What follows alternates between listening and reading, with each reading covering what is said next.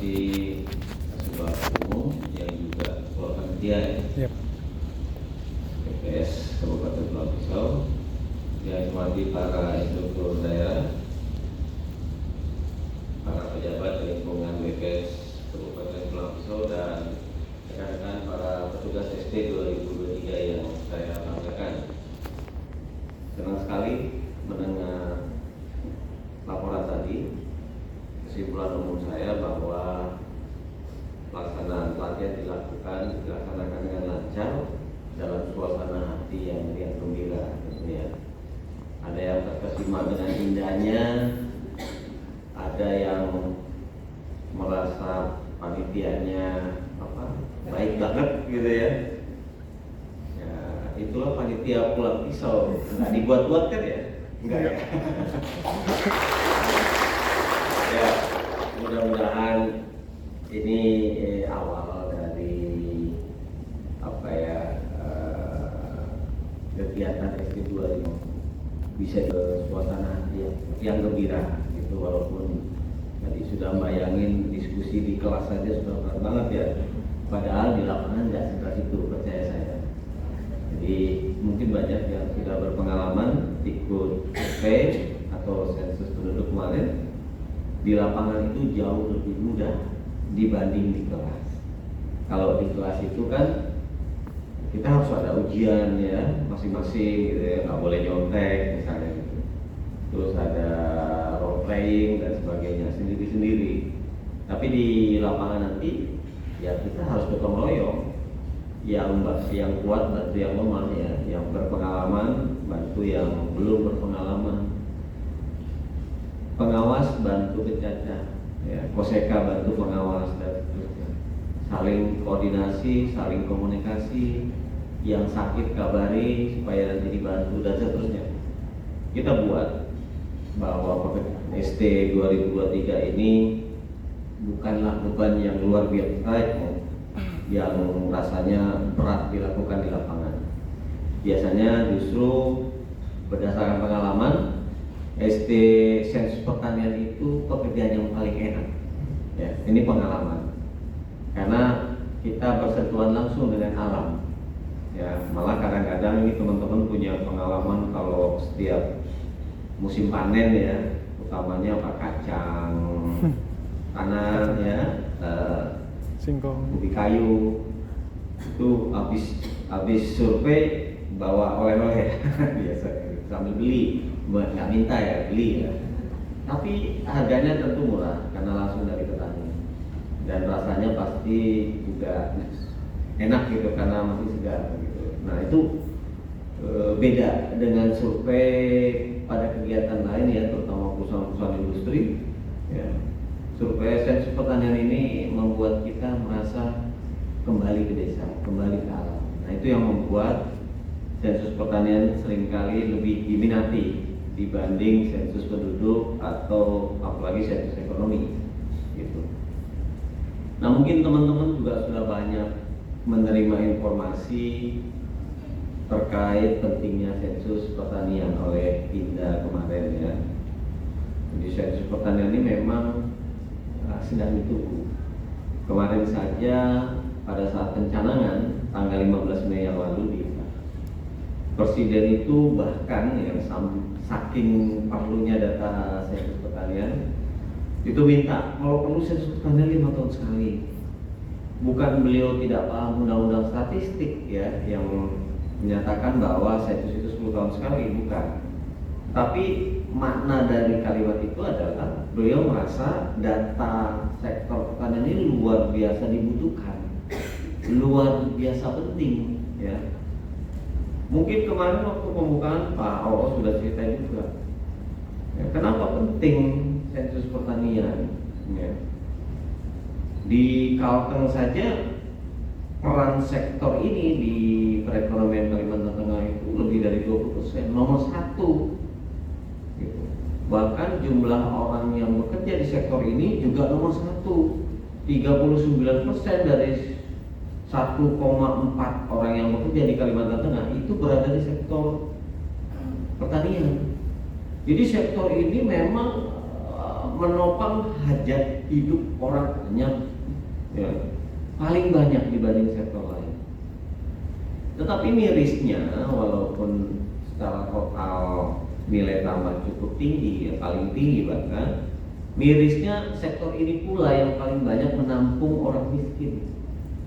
Sebagian orang miskin ya, yang 5% di Kalteng ini sekitar 4-5%, itu sebagian besar ada di sektor pertanian. Ya.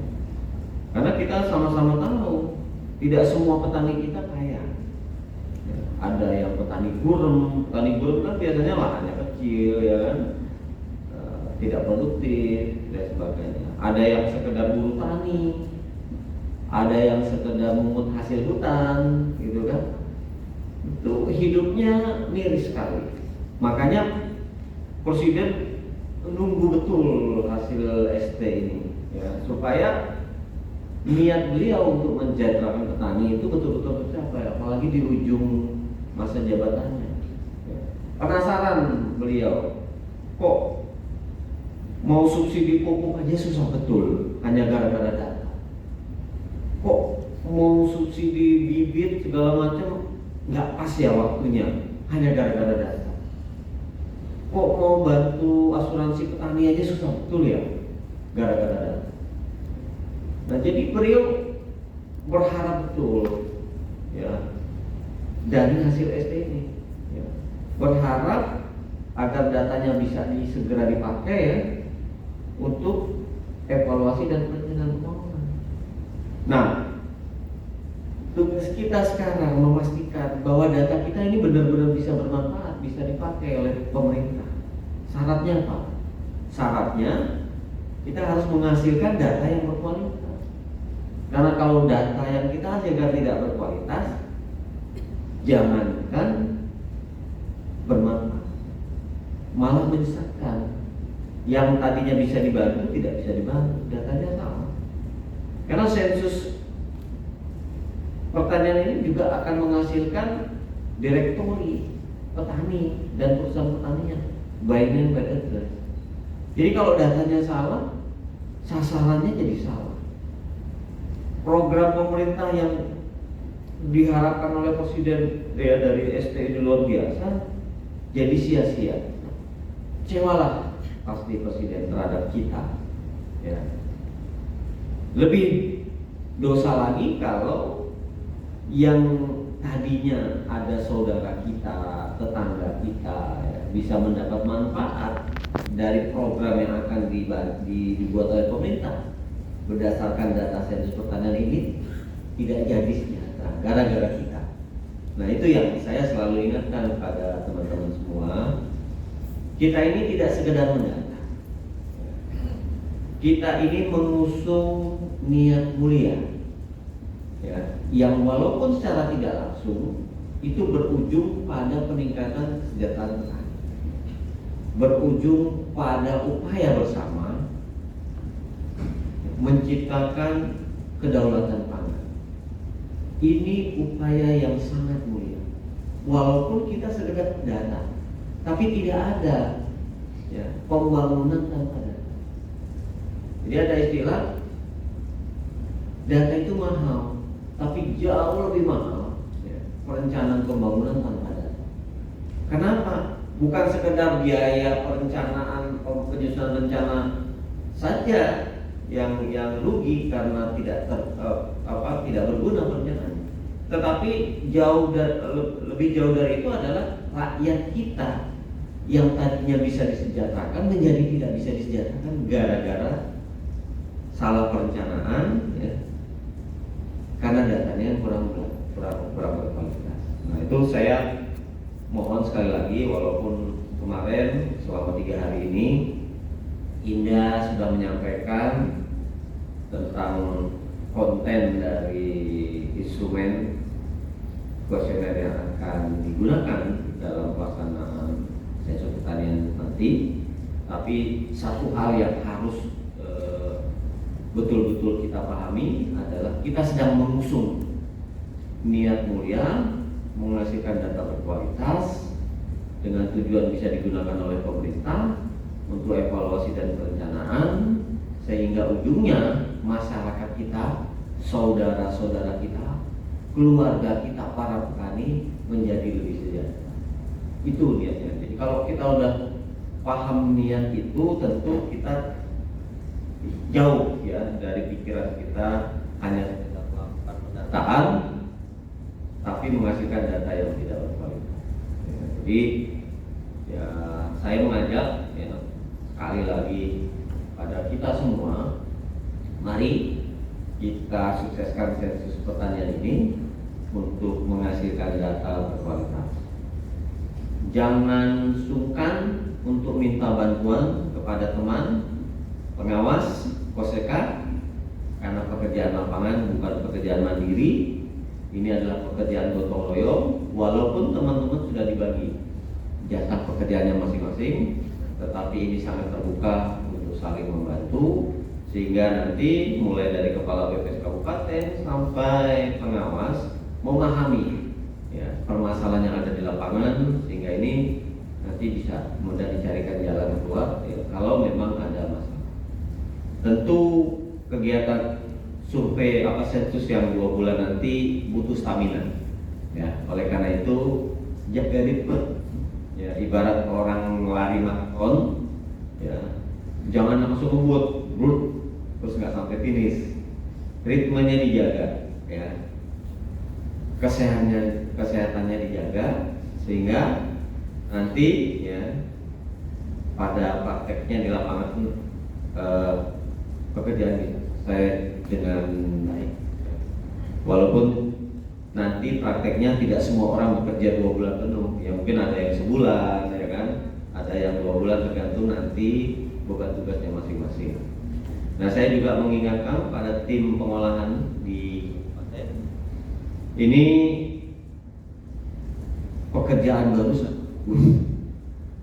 Jadi proses pengolahan dengan mekanisme ban berjalan agar betul-betul tepat waktu ya, jangan menunggu numpuk ya, di ujung Juli baru di entry, tapi sejak Juni begitu data masuk dari Koseka ya, segera diolah ya secara bertahap, sehingga nanti di bulan Agustus ya, begitu selesai Juli, ujung Juli masuk Agustus, pekerjaan sudah semakin ringan dan bisa diselesaikan di Agustus, sehingga nanti September kita bisa menghadapi pekerjaan baru yang mungkin juga membutuhkan tenaga ekstra,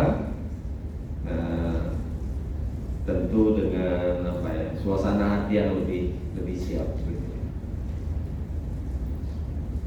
Jaga kesehatan, jangan lupa sekali lagi. Saya kira itu ya pesannya orang tua kan gitu. Pesan saya, terima kasih atas keikhlasan teman-teman untuk berjuang bersama. Kalau saya bilang ini kita berjuang bersama. Kita ini adalah mirip guru, pahlawan tanpa tanda jasa. Nggak ada pembangunan tanpa kita, tanpa data. Berarti nggak ada pembangunan tanpa kita. Ya, jadi banggalah kita sebagai bagian dari insan pembangunan.